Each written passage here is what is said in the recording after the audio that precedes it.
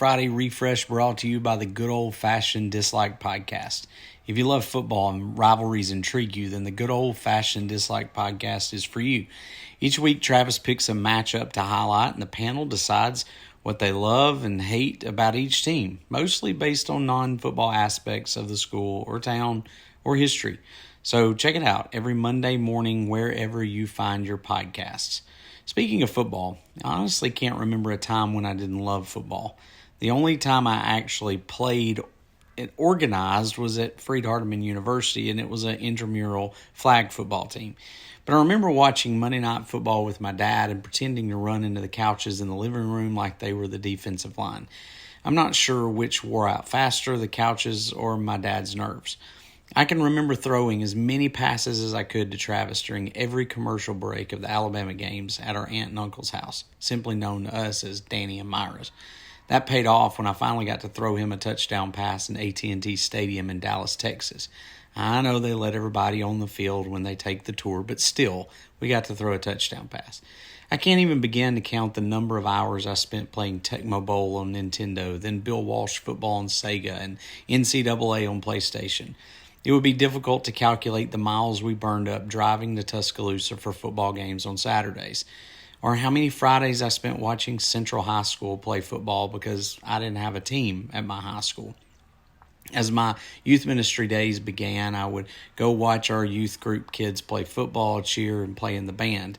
Now my alma mater has a team, and I spend most Fridays taking my kids to the games.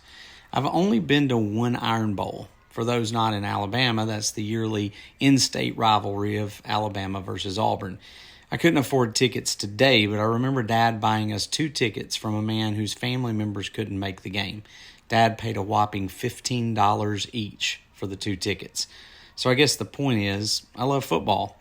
I also love baseball, and I could say similar things about it, but I'm not someone who can rattle off stats and scores and all the players who ever played. I recognize a lot of them. I love them and I follow them when they are there, but it's easy for me to forget the details of the game.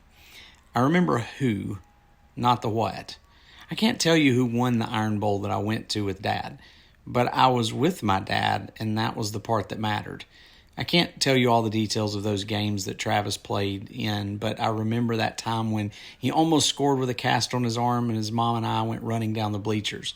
I don't remember who won all those Bama games we drove to, but I remember going with Danny and Myra and Jeff. And on other occasions, I remember going with my brother and my nephews and my dad.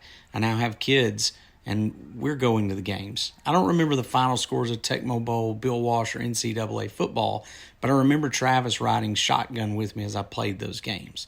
Football may not be your thing.